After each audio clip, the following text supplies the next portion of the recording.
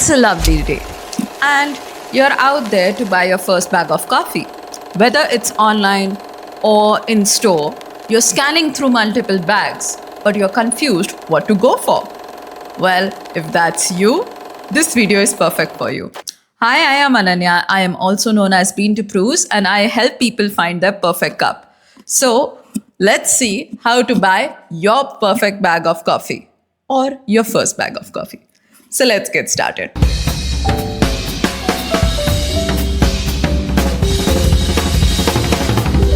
Number one thing, before buying any bag of coffee, you should have one thing very clear. That is, how do you like your coffee? Do you like lattes, cappuccinos, cortados, or iced coffee, or maybe even frappuccinos? If you're on that boat, then you would probably go for an espresso blend because it's a bit more well balanced, concentrated, and works well with milk based coffees. But if you like your coffee black, and you like to have them in pour overs, you like to have them with drip coffee machines or even French press, then you would go for something with a filter roast profile. Obviously, you can use both beans for either of them. But if you put filter roast profile beans in an espresso machine, you'll probably get really acidic coffee that can split your milk. And you don't want that. Main thing to keep in mind, know which type of coffee do you like to brew. Number two, whenever you are making coffee or buying coffee, you have to look at the roast profile. So there is light roast,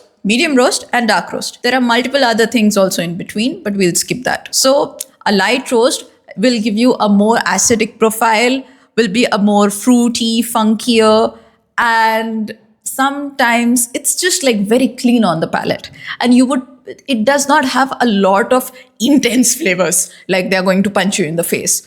So what you would probably do is use light roast for an filter of coffee.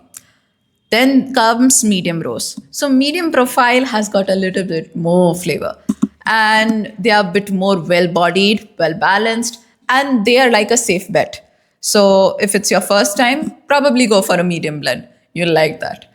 And if you're buying for espressos or espresso-based coffees, you will go for medium dark to dark roast. Medium dark is like the sweet spot because you get like the delicate notes if you like to have your espressos as it is. But if you like to pair them with milk, medium dark plus dark works. When you're buying coffee, you should keep in mind the roast date and the packaging date. Freshly roasted coffee does not mean that the coffee is ready to be consumed because every coffee needs a good resting period so that you can get the best flavors of the coffee. So for some coffees, the roasting period is 7 days. For some, it is like 14 days or 15 days. And you should keep in mind that if your coffee is well rested, it will taste the best. Then one more thing you need to keep in mind is buying whole beans or ground coffee. I would always recommend people to buy whole beans and just get a grinder, maybe an electric one or a hand grinder to grind their coffee. Because if you get pre-ground coffee, it is going to lose its best flavors within a week. Now, an average bag is about 200 grams. So if you're getting 200 grams of freshly ground coffee, your coffee is about to be stale within a week because of oxidization. So get whole beans. Get a cheap grinder if you don't have the budget for it, because freshly ground coffee will always taste better than pre-ground coffee. Now, the next thing which you need to keep in mind while buying your first coffee is the tasting notes. Not every coffee is going to taste the same for everyone. So, do not chase the flavor notes as a beginner. You should a flavor palette is developed over a period of time. So you should not chase flavor notes as a beginner. If the packet says rose water, bubble gum, or maybe let's say plum or candied orange, you should not chase that. But you should just keep these few things in mind. Is the coffee tasting good for you or not? Is the coffee enjoyable or not? Is the coffee tasting sweet, sour, bitter, or it is just tasting perfect for you? By keeping in mind all of these things, your coffee stops being just a fuel. You start to enjoy coffee. Once you brew multiple cups, you try out various different coffees, whether at home or in cafes, you slowly move towards finding your perfect cup.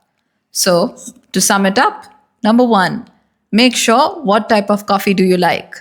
Number two, check the roast profile of the coffee. Number three, check the roast date of the coffee.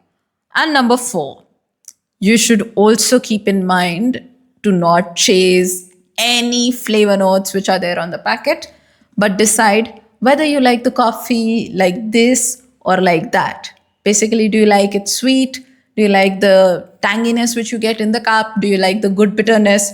Or do you not like the bitterness in the cup? Personally, I don't like an Italian roast. It's like